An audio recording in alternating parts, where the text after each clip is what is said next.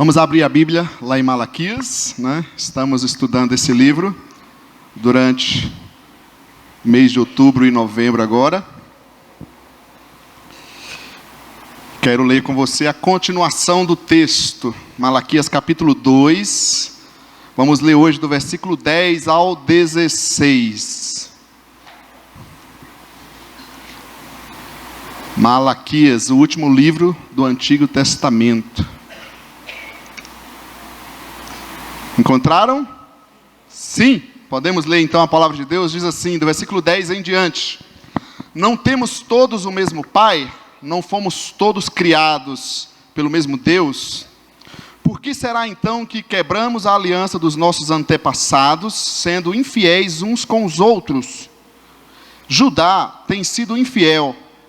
Uma coisa repugnante foi cometida em Israel e em Jerusalém.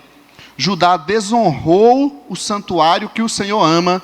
Homens casaram-se com mulheres que adoram deuses estrangeiros. Que o Senhor lance fora das tendas de Jacó o homem que faz isso, seja ele quem for, mesmo que esteja trazendo ofertas ao Senhor dos Exércitos. A outra coisa que vocês fazem: enchem de lágrimas o altar do Senhor. Choram e gemem, porque ele já não dá atenção às suas ofertas, nem as aceita com prazer. E vocês ainda perguntam, por quê? É porque o Senhor é testemunha entre você e a mulher da sua mocidade, pois você não cumpriu a sua promessa de fidelidade, embora ela fosse a sua companheira, a mulher do seu acordo matrimonial. Não foi o Senhor que os fez um só, em corpo e em espírito? Eles lhe pertencem. E por que um só? Porque ele desejava uma descendência consagrada. Portanto, tenham cuidado, ninguém seja infiel à mulher da sua mocidade.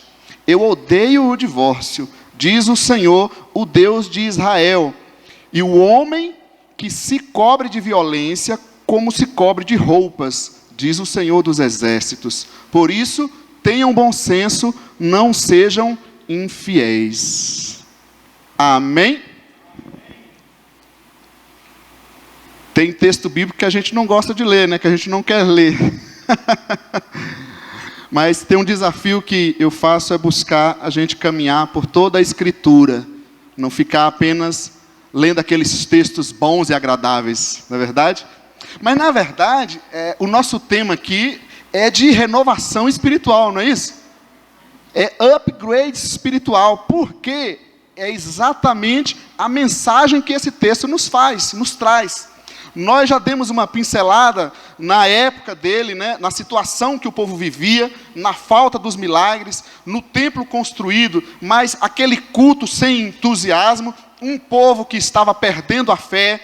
Nós vimos no primeiro domingo a lógica desse livro. O tempo todo Deus afirma algo para o povo, e o povo revida com Deus. Deus diz, eu te amo, e o povo pergunta, de que forma o Senhor nos ama? Deus diz, vocês estão sendo infiéis, e Deus fala, de que forma a gente está sendo infiel? A gente não está vendo nada. Então o livro ele segue essa lógica, Deus afirmando algo, e o povo revidando contra Deus. Já vimos então a renovação do amor, a renovação da honra, e a renovação da integridade, vamos dizer assim, que nós vimos domingo passado. E o tema para hoje, nesse livro, nesse texto, nesses versículos que nós estamos, eu vou chamar de a renovação da fidelidade. A renovação da fidelidade. Uma coisa eu tenho a dizer para você, querido: Deus quer nos renovar. Deus quer nos curar. Deus quer nos abençoar. Deus quer nos usar. Deus quer ministrar na nossa vida. Deus quer trazer coisas novas na nossa vida. Deus quer fazer tudo que Ele conquistou para as nossas vidas. Isso eu te afirmo claramente. Deus tem mais para a minha vida, para a sua vida. Deus tem misericórdia. Deus tem cura. Deus tem algo a te usar. Deus quer fazer mais na minha vida. Você acredita nisso? Amém. Esse é o plano de Deus.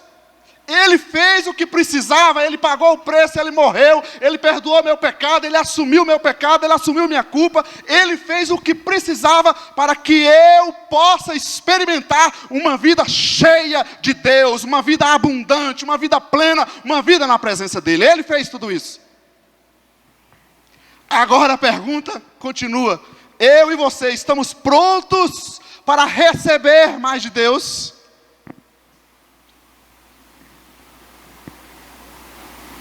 Eu e você estamos prontos para receber mais unção, para sermos mais cheios do Espírito? Eu e você estamos prontos para vivermos uma vida de cura, de fé?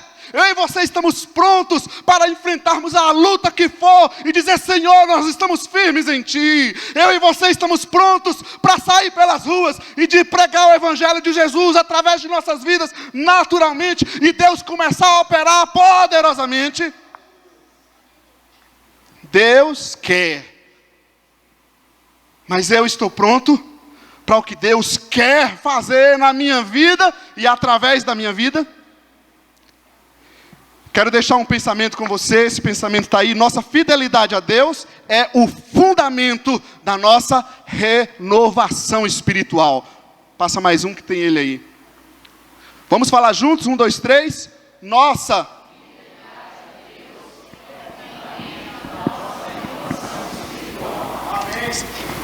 Deus quer fazer, Deus quer nos renovar. Ele quer me encher, Ele quer me abençoar, Ele quer que eu viva mais dEle. Mas tem algo que eu preciso viver, que eu preciso fazer.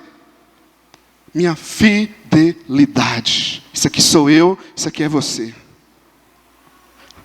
A minha fidelidade ao Senhor é o fundamento.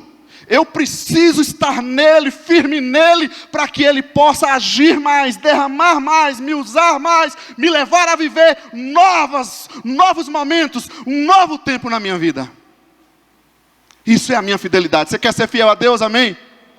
Nós queremos ser fiéis ao nosso Pai. Às vezes a gente se assusta com fidelidade, e esse livro é assim, a gente fica meio assustado com ele, um livro pesado, né? A gente fala: meu Deus, eu não vou pregar esse livro não, está muito pesado. Mas na verdade, o peso não é contra nós, o peso é contra aquelas coisas que querem nos impedir de viver o melhor de Deus.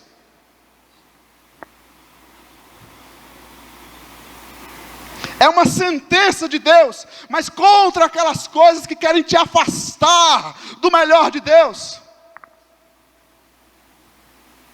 E muitas vezes o maligno é esperto, né? Ele vem nos enganando, como se Deus não quisesse fazer algo diferente, como se Deus não quisesse nos renovar, como se Deus não quisesse nos perdoar. Mas isso é uma grande mentira, porque esse é o plano dele, e ele fez tudo para que isso aconteça. Só depende agora de como vai andar a nossa fidelidade, para que Ele possa saber até quanto Ele pode agir conosco, até quanto Ele pode nos dar de responsabilidade, até quanto Ele pode derramar e nos encher mais. Amém, querido? Então, nesse texto, algumas pessoas só veem falar de família, sobre a fidelidade, mas eu não acho que é só de família. Eu quero falar de fidelidade, a primeira delas é a fidelidade uns aos outros. Como que eu posso ver nesse texto que nós lemos, que eu estou sendo fiel a Deus, Léo? Fidelidade uns aos outros. Versículo 10 que nós lemos, o primeiro versículo diz: não temos todos o mesmo Pai, não fomos todos criados pelo mesmo Deus. Olha que coisa maravilhosa. Temos todos o mesmo Pai e fomos todos criados pelo mesmo Deus. Aplicando essa realidade ao povo de Deus ou à igreja, eu tenho que dizer que eu preciso respeitar a igreja como uma família espiritual, para que eu possa respeitar a paternidade e a criação divina sobre minha vida. Vou repetir. Eu preciso respeitar a igreja, uns aos outros, como família espiritual, para que eu possa respeitar a paternidade, Deus como meu Pai, e a criação divina na minha vida. Em outras palavras, tudo aquilo que fazemos uns contra os outros, nós fazemos contra Deus. Temos todos o mesmo Pai, todos fomos criados pelo mesmo Deus. Mas o brasileiro tem um negócio que pelo menos eu acho, nós não somos tão patriotas, sim ou não? Brasileiro gosta, né, das Américas, né? Que a gente fala americano, o americano é América do mesmo jeito, que aqui é a América do Sul. Mas o melhor é americano, é América do Norte, que é Estados Unidos. Ou então, a Europa tem que ser no exterior, é ou não é? O brasileiro ama o exterior. A gente não traz muito essa coisa nossa, de ser nossa família, mas isso até dentro de casa. Quem nunca aqui teve aquele negócio, aquele filho que olhava para os filhos do vizinho, parecia que na casa do vizinho tudo era melhor. Mas o pai do vizinho é melhor, olha como é que ele faz, ele dá presente melhor. A grama do vizinho é melhor, tudo lá fora é melhor, fala a verdade. E o povo de Deus, o povo da aliança, diz o texto, não temos todos o mesmo pai. Nós precisamos respeitar, tratar uns aos outros, lidar uns com os outros. Estávamos na EBM aqui antes falando de situações, de frustrações, de problemas. Eu disse, de alguma forma, a gente vai ter que resolver. Porque eu quero ver como é que a gente vai entrar no céu. Você vai pedir Deus para tirar aquela pessoa que você não gosta?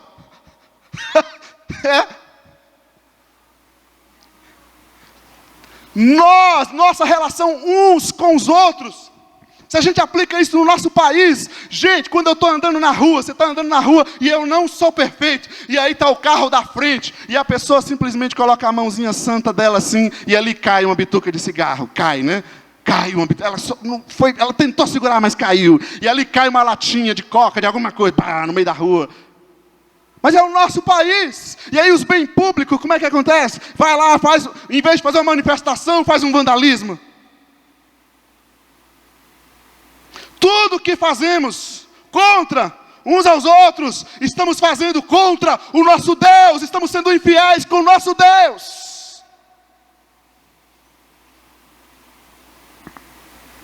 A Bíblia cita vários textos a respeito disso.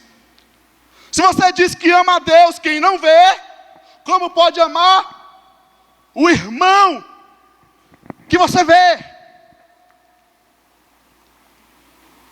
Nossa fidelidade a Deus é demonstrada na nossa fidelidade uns aos outros. E aí nós nos chamamos de irmãos, sim ou não?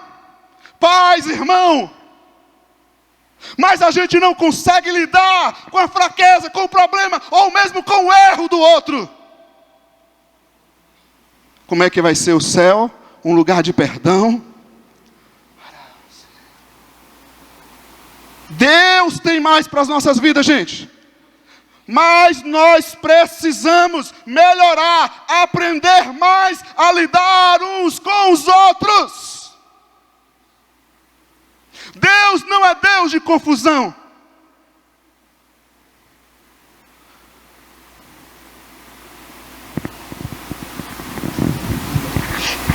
Versículo 10, por que será que quebramos a aliança dos nossos antepassados, sendo infiéis uns com os outros? Veja bem, quebramos a aliança de Deus. De que forma? A nossa aliança com Deus é revelada, é vista na nossa aliança com o seu povo. Sabe o quanto nós somos fiéis a Deus? O quanto nós somos fiéis uns aos outros. É fácil de ver a nossa fidelidade, é visível. Deus é invisível, mas a nossa fidelidade é visível.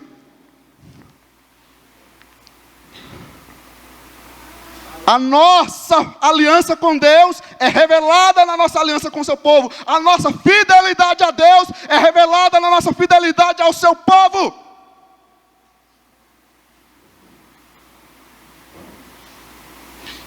Quem sou eu nessa comunidade?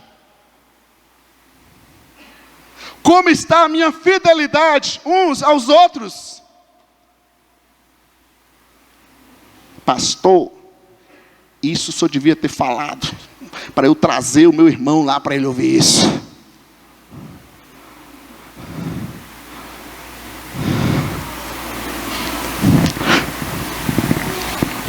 É fácil respeitar, amar o próximo?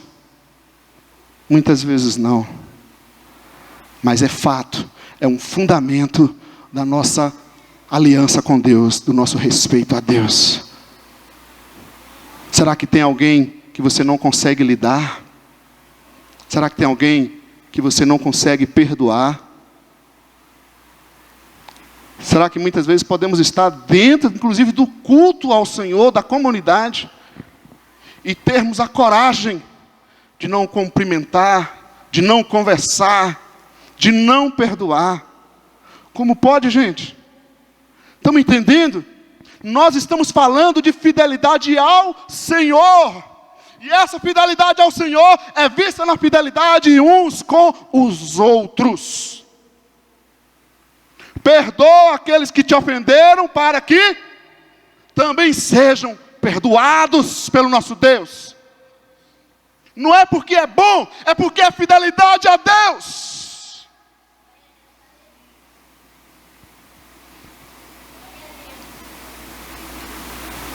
Quando eu olho para o meu irmão, eu tenho que ver Jesus nele. Quando eu olho para o ser humano, pode ser aquele ser humano que ainda não reconhece Jesus como seu Senhor, eu tenho que ver Jesus nele. Não existe glória a Deus, fidelidade a Deus, sem respeito ao próximo. Não existe. Isso é a pior religiosidade que poderia existir. Será que tem alguém, querido, que está difícil de perdoar, que está difícil de se relacionar? Pode ser coisas do passado. Quantas pessoas vão caminhando presas a problemas, às vezes até do passado. Quem não perdoa, fica preso. Você está achando que você está fazendo mais mal a ela, você está fazendo mais a você. Mais a você. Está amarrado à renovação de Deus, o agir de Deus na sua vida. Você precisa ser liberto do seu passado, ser fiel a Deus, se voltar a Deus. Amém, igreja? Você tem coragem de pensar em situações de relacionamentos. Sabe uma coisa? A gente precisa observar. É comum que a gente se aproxime mais de pessoas que a gente conhece, mas muitas vezes chega uma pessoa, um visitante, e repare para você ver, pode ser em qualquer reunião, muitas vezes nós ficamos conversando com aquele que a gente já tem intimidade, e aquele novo que está ali que não conhece ninguém, no meio de muitas pessoas ele fica isolado. Fidelidade uns aos outros. Isso demonstra a nossa fidelidade a Deus. Quem sabe algumas pessoas aqui estão sobrecarregadas, fazendo muito no reino de Deus, na obra de Deus. Mas por quê? Porque outros estão quebrando a aliança, não sendo fiéis uns com os outros. A tua mão é a mão de Jesus, são os pés de Jesus, tua boca é a boca de Jesus. Nossa fidelidade a Deus é vista na nossa fidelidade uns com os outros. 1 João 3,23 diz: este é o seu mandamento, que creiamos no nome de seu Filho Jesus Cristo, e que nos amemos uns aos outros, como Ele nos ordenou. Jesus resumiu os mandamentos de que forma? Ame a Deus acima de todas as coisas, não é isso? E ame o seu próximo como a você mesmo. Quem recebe o amor de Deus, quem se ama, quem é valorizado, quem é transformado, quem é moldado, quem é liberto, vai aprender pelo poder de Deus a tratar o próximo como um filho de Deus.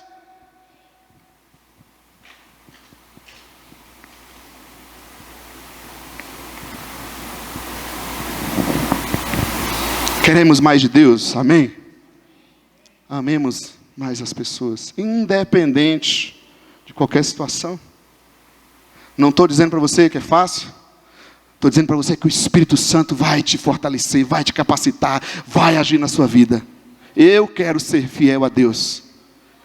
Se pessoas estão fazendo contra você, falando contra você, não se preocupe, qual o problema disso?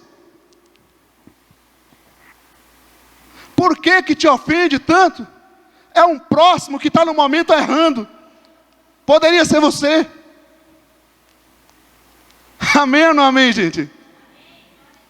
Fidelidade a Deus. Como que eu vejo a minha fidelidade a Deus? Versículo 10 está dizendo: sendo infiéis, sendo fiel uns com os outros. Essa é a nossa aliança. Essa é a aliança de Deus para conosco. Deus, eu te amo. Deus, eu te admiro. Deus, eu quero te servir. Então sirva uns aos outros. Então ame uns aos outros. Então perdoe uns aos outros.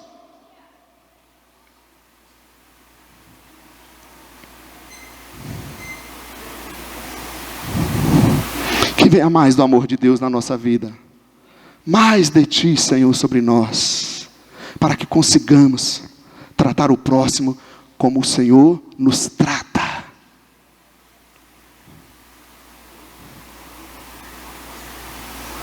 Você é a menina dos olhos de Deus. Já ouviu esse versículo? Não vou pedir para você falar para a pessoa do lado, que pode ficar estranho para alguns, né? Mas você pode dizer, você é a coisa mais importante para Deus. Fala para a pessoa do seu lado. Você é muito especial para Deus. E não é porque você é agradável a mim, é porque Jesus pagou com o sangue dele a sua vida. Espírito de Deus. Deus quer nos renovar, Deus quer nos usar mais, Deus quer nos abençoar, Deus quer nos encher, mas para isso eu preciso mexer na minha vida, ser fiel a Deus, aprender a lidar uns com os outros, para que Deus possa derramar mais dele, me usar mais, agir mais na minha vida.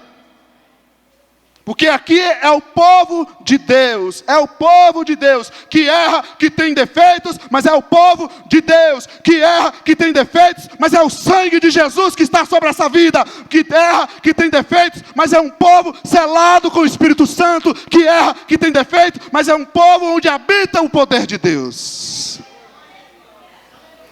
Que Deus venha sobre nós com esse amor.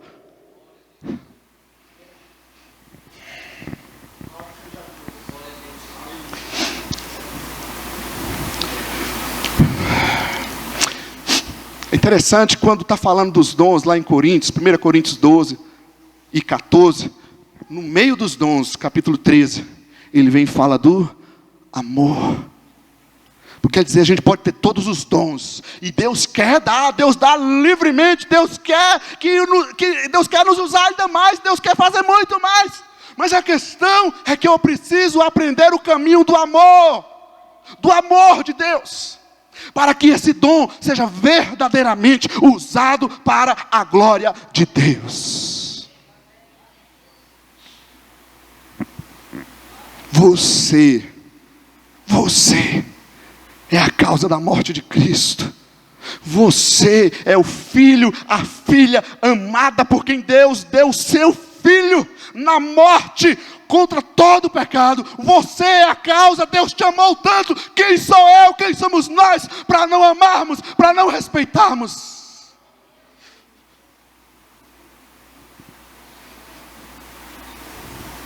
Amor não é caridade. Amor não é pena. Amor é dom de Deus, gratuito em nossos corações. É graça de Deus em nossos corações, que nos faz enxergar o outro, não como nós o vemos, os seus defeitos, mas faz enxergar o outro como Deus vê, um alvo do amor de Deus, da salvação eterna. O Senhor te ama, amém, querido? O Senhor te ama, te ama, te ama, te ama tanto, que eu e você não temos ideia de como.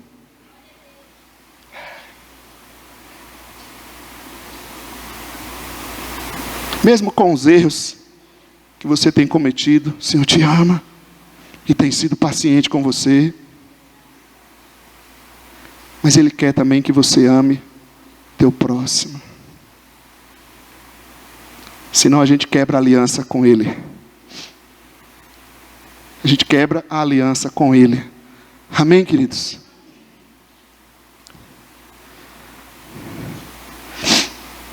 Como nós podemos ver a nossa fidelidade a Deus, continuando no texto, também na nossa fidelidade à família.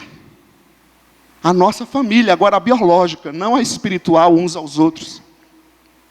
Versículo 11 desse texto diz algumas coisas, que o povo foi infiel, que o povo fez uma coisa repugnante, que o povo desonrou o santuário de Deus. Olha só, de que forma, Léo?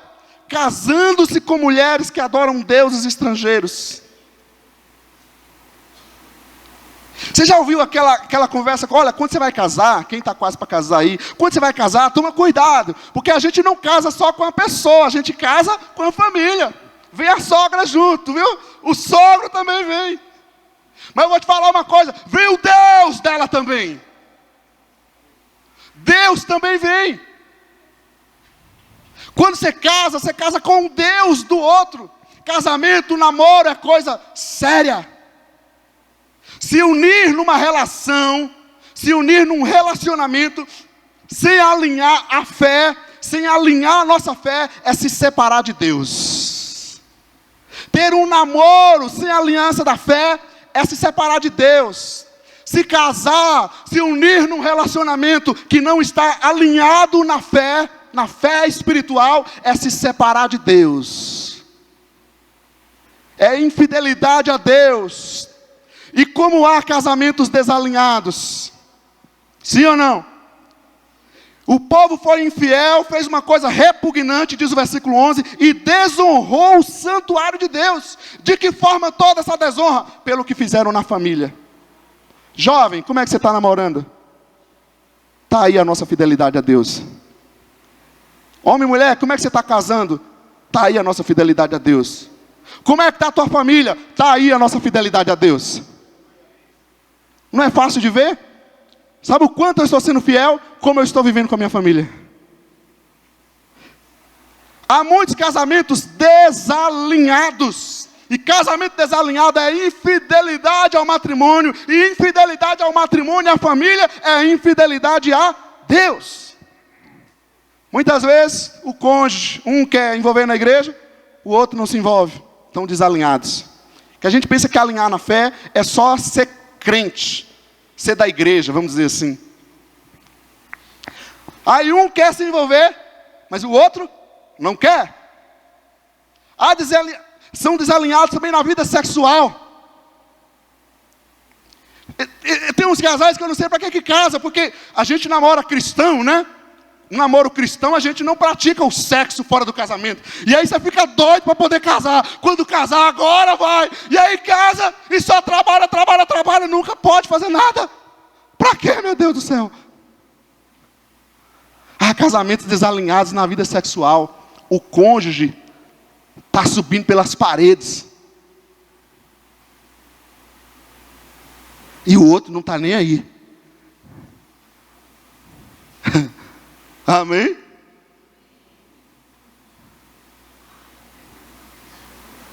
Há casamentos desalinhados na educação dos filhos. Um diz sim, e aí o outro diz não. O filho vai aonde? Vai sempre no sim.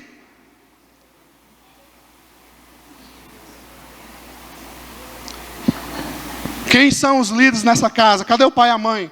Queridos, resolva. Faça a reunião empresarial de vocês lá. Defina como vocês querem educar. Trate os seus filhos como a liderança que Deus colocou vocês como líderes espirituais. Casamentos desalinhados também nas finanças. O dinheiro é de quem?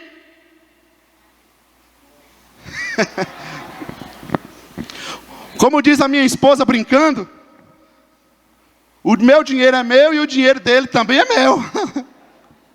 Algumas mulheres pensam assim, alguns homens pensam assim.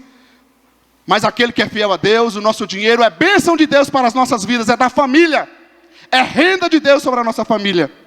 Mas há muitos casamentos desalinhados. E aí você, Deus me abençoa mais, Deus derrama mais. E Deus diz, como que eu posso fazer, meu querido? Você precisa se alinhar, você precisa se resolver. Ser fiel à tua família. Amém, gente? O texto aqui do versículo 11 está falando de um casamento misto com outros povos. E no Antigo Testamento, o casamento misto foi um grande problema, um costume que minou a vida espiritual de Israel. Minou a vida espiritual de Israel. E eu te pergunto, tem algum hábito, algum costume que nós estamos praticando, queridos, que estão minando a nossa vida espiritual? Deus derrama, mas sabe o que acontece? Tem um furo lá embaixo. Você pode dizer, o meu problema não é o casamento misto. Está alinhado na fé. Mas e outros detalhes? Deus quer te abençoar. Deus quer te renovar. Deus quer agir mais na sua vida. Deus quer te usar mais. Mas você precisa também ser fiel a Deus. E ser fiel a Deus é ser fiel à sua família. Ser fiel ao seu casamento. Ser fiel no seu namoro. Amém ou não amém? Tem algum hábito na nossa vida, familiar ou pessoal, se você é só, que está minando a nossa vida espiritual? O contexto desse texto é um contexto de poligamia, o contrário do contexto monogâmico de Gênesis, porque Deus fez homem e mulher. O casamento era com uma pessoa, mas Israel, misturando com outras culturas, passou a se envolver no casamento, na poligamia. O versículo 14 diz assim, olha, o Senhor é testemunha entre você e a mulher da sua mocidade. O Senhor é a testemunha, pois você não cumpriu a sua promessa de fidelidade, embora ela fosse a sua companheira, a mulher do seu acordo matrimonial. O que estava acontecendo aqui nesse contexto de poligamia? Seria bom se existisse esse negócio de poligamia. O que vocês acham? Homens, o homem poder casar com 4, 5. Misericórdia, irmão, fica calado. Brincadeira, gente, não precisa repreender, tá bom? Só para ver se vocês estão acordados. Brincadeira.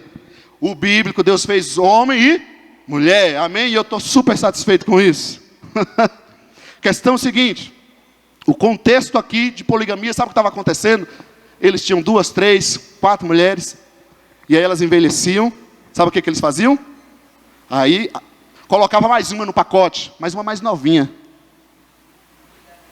E aí ficava se envolvendo, vivendo apenas com a mais novinha, e as outras eram rejeitadas. Esse é o contexto, o tipo de divórcio que está sendo falado aqui. Então, veja bem que lógica interessante. Que a união cristã, o casamento cristão, é muito mais do que um casamento civil. Nesse casamento cristão, o Senhor é testemunha dessa aliança. É uma aliança que o Senhor testemunha. Deus lembra do voto que você fez. Deus lembra da forma que você tem vivido no seu casamento. Então não é somente uma questão de divórcio. É uma questão de infidelidade no relacionamento. Aí você pode dizer, mas eu não caí nessa, eu não divorciei, eu não tive esse problema. No entanto, e a infidelidade no relacionamento? Como está?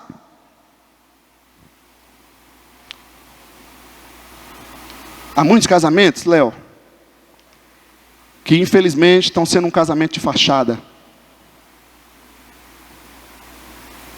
Mora debaixo do mesmo teto, mas não tem companheirismo, não andam juntos, não andam junto na educação dos filhos, não andam junto na vida sexual.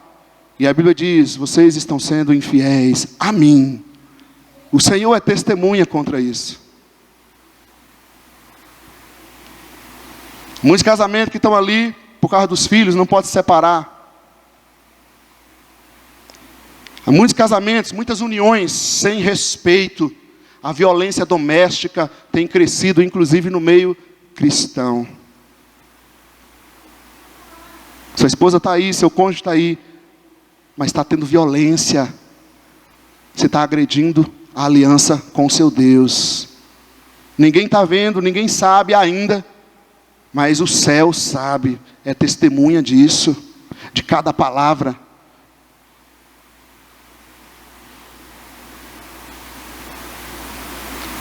Aí Deus quer agir, quer derramar na nossa vida, mas como é que está a nossa vida lá dentro de casa? E o Senhor disse, você não está pronto ainda.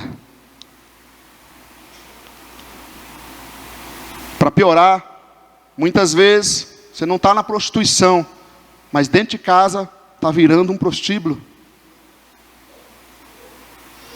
A pornografia tem entrado dentro dos nossos lares terrivelmente. A internet facilitou, disfarça tudo. E a gente cai e diz, Deus vai perdoar, Deus sabe a si mesmo, não tem nada a ver. E em vez de viver o relacionamento conjugal, está vivendo o adultério virtual.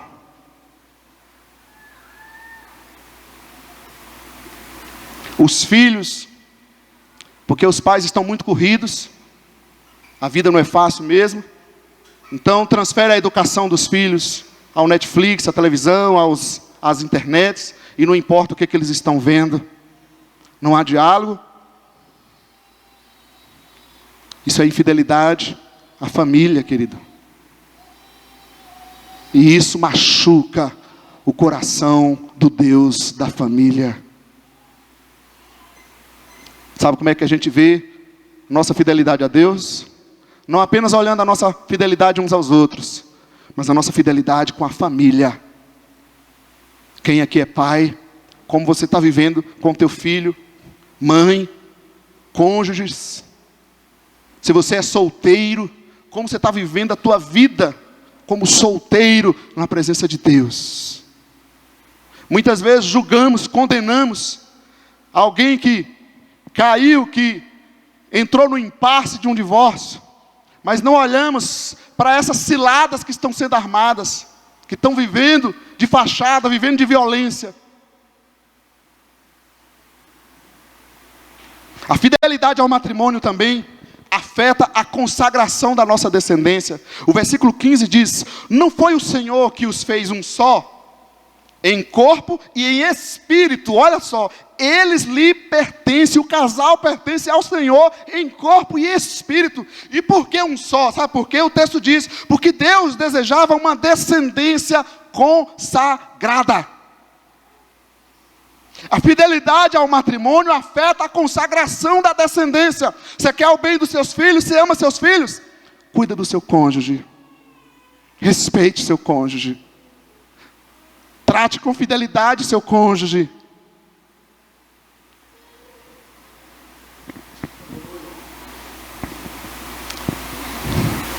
Deus quer agir mais na nossa vida, querido. E Ele quer nos preparar. É por isso que é um mês, é um tempo agora de renovação. Deus quer derramar, Deus quer agir na nossa vida. Agora nós precisamos renovar a nossa fidelidade ao Senhor. Não sei como você recebe essa palavra. Se você recebe, eu vejo que Deus quer nos preparar. Deus quer nos moldar para derramar mais, para nos usar mais. Agora eu estou disposto a ser fiel a Deus. E se eu sou fiel a Deus, a minha fidelidade não é aqui na igreja. Não é apenas vir no culto, a minha fidelidade está lá dentro de casa. Meu irmão, minha irmã, povo de Deus, você sabe muito bem o contexto interno da sua casa. Nós não estamos aqui para julgar, para acusar. Não, nós estamos aqui para dizer: Deus quer renovar, Deus quer melhorar, Deus quer mudar, Deus quer abençoar. E nós vemos isso claramente dentro de casa. Cuida do seu familiar. Veja como ele está na internet. Veja como está a vida de oração. Interceda por ele. Seja fiel. Se errou, peça perdão. Tudo que nós fazemos na nossa família, uns com os outros dentro de casa, assim está sendo demonstrada a nossa fidelidade ao nosso Deus. Amém, queridos?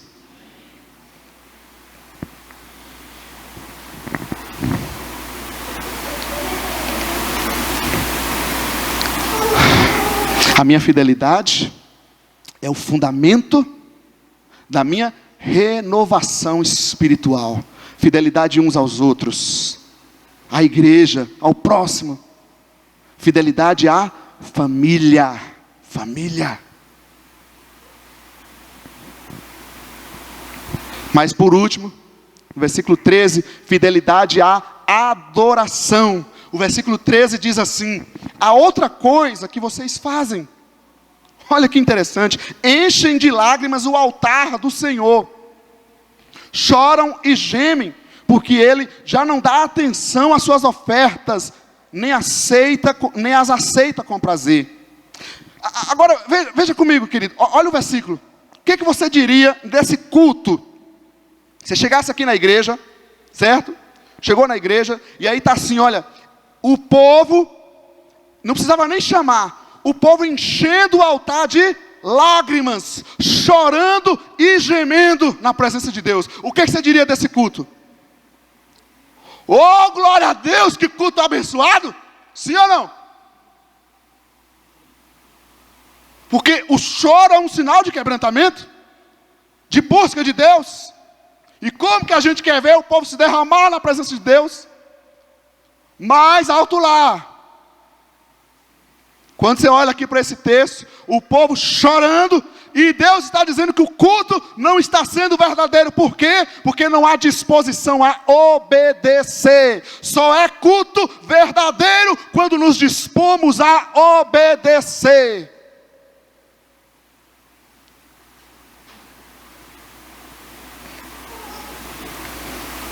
Se você gosta do silêncio, amém, fica tranquilo, fica quieto, pular, ok. A questão é, há disposição para obedecer no meu e no seu coração?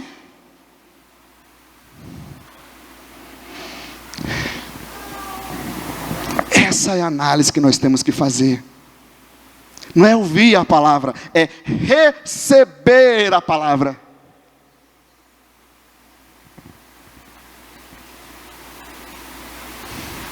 A criança ouve, faz, eu quero fazer isso, Senhor.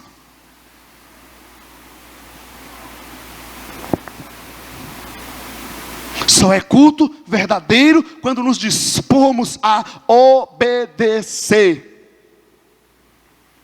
Homem de Deus, mulher de Deus, fala sério. Tem coisa na nossa vida que passa. Ainda bem que Deus é paciente. Na hora que eu olho para a minha vida, Senhor, eu podia ter feito assim mais tempo, podia ter feito isso, podia ter feito aquilo. E não adianta, porque aí você olha para trás, é o passado, não tem como mudar. Mas ainda bem que Ele é tão gracioso. Ele diz, eu quero derramar mais na sua vida. Então olha, você precisa aprender a ser obediente. Deus vem e ministra no nosso coração. Eu quero agir mais na tua vida. Aí Deus vem com a graça dEle e nos ensina a obedecê-lo mais. Isso é graça de Deus, gente. Ele quer fazer mais na nossa vida. Ele quer que a gente experimente mais dEle na nossa vida. Ele quer que a gente viva a paz que Ele conquistou aqui e agora. Mas tem que haver disposição em mim. Eu quero obedecer isso, eu quero fazer isso. Não adianta aprender tudo e não querer praticar nada.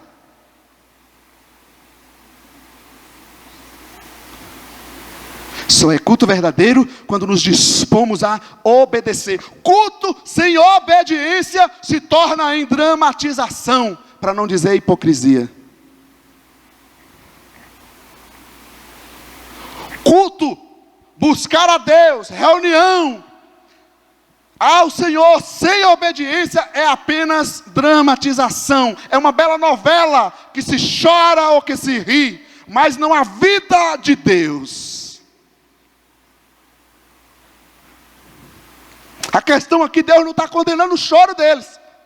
A questão é que eles choravam, gemiam, mas não queriam obedecer ao Senhor. E Deus não vai me forçar, Deus não vai te forçar. Ele ministra, Ele derrama, Ele age na nossa vida.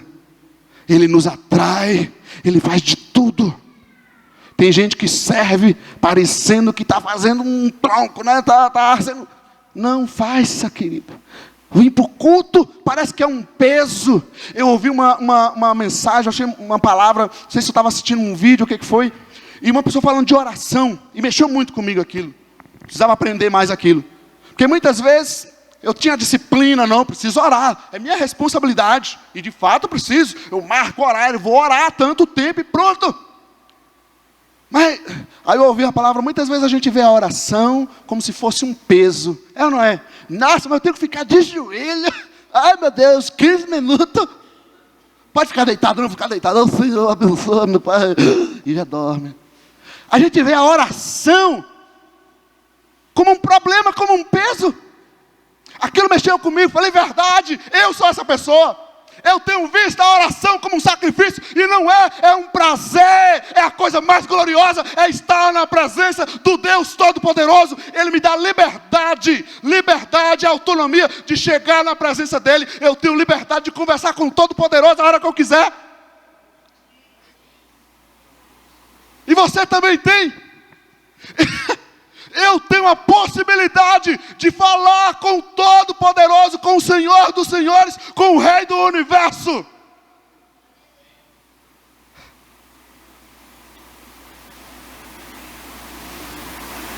Oração é prazer.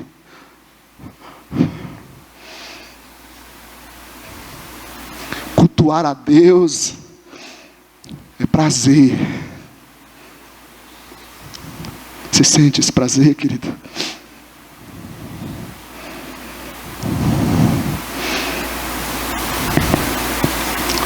Se não sente, peça a Deus, me toca, Senhor. Me renova, Senhor.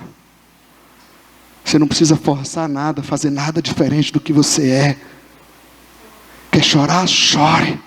Mas chore com o coração que diz: Senhor, eu quero te obedecer, me ajuda.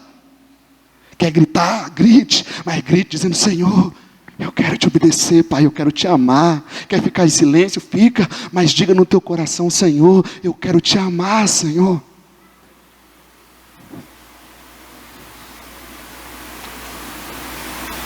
Nós não somos atores. Amém? Isso é prazer de estar na presença de Deus. Um lugar onde há cura, um lugar onde há renovo, um lugar onde há libertação, um lugar onde há transformação, um lugar onde há ministração do Espírito Santo. Ele habita em você. O Espírito Santo habita. Na verdade não é só o Espírito Santo. João 14, 23 diz que eu, o Pai, viremos e habitaremos nele. É o Pai, o Filho e o Espírito Santo dentro de você. Você entende isso? Eu não. E não estou nem aí. Eu só sei que ele está em mim.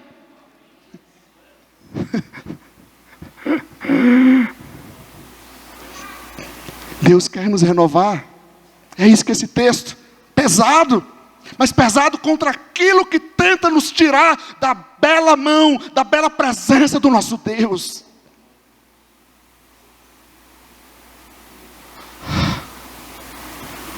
Davi, quando estava fora, fugindo da perseguição, foi expulso do seu reino. Ele que era o rei, ele ansiava em voltar.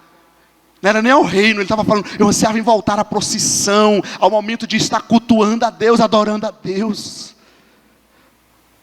Quando isso se renova em nós, a fidelidade, a adoração, querido, a gente entende o que é prazer. A gente sente saudade de vir cultuar a Deus juntos. A gente sente saudade de estar buscando a Deus em casa. A gente sente saudade da presença de Deus. Isso é renovo de Deus.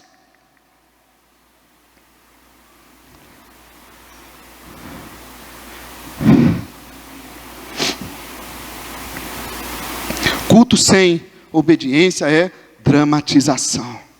Nós não estamos aqui para dramatizar nada. Amém? Deus quer te renovar. Deus quer nos perdoar. Deus quer nos usar. Deus quer nos encher do Espírito Santo. Deus quer nos curar. Deus quer agir em nós. Deus quer nos abençoar. Deus quer fazer mais na nossa vida. Deus quer que a gente aprenda a enfrentar as lutas, vencer as tentações. Deus quer que a gente sirva a Ele enquanto estamos aqui. Deus quer te usar com poder, com autoridade no Espírito Santo. Deus quer viver em nós, agir em nós.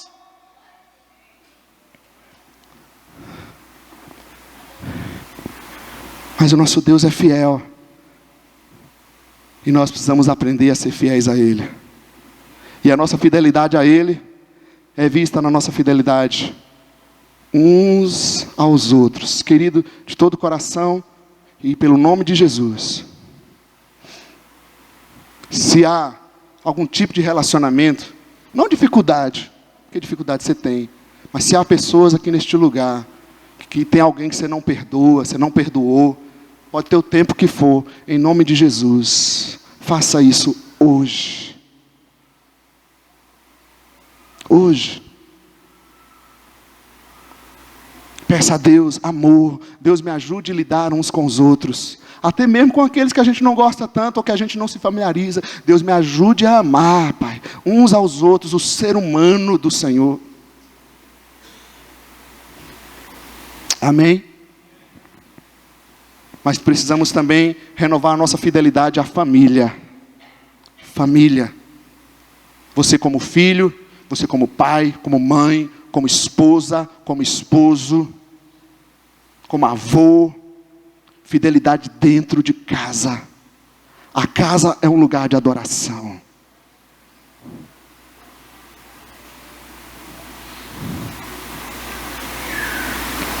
Mas precisamos também renovar a nossa fidelidade à adoração ao Senhor. Precisa haver disposição a obedecer, querer isso de Deus, querer se arrepender.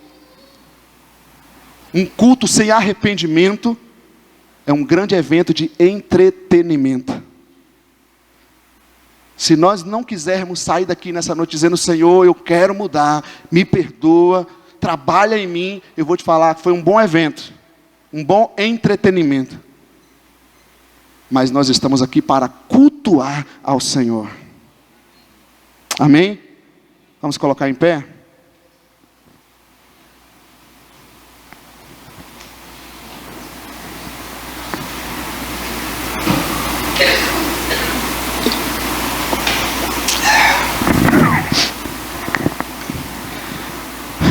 Acho glorioso que há cultos, né?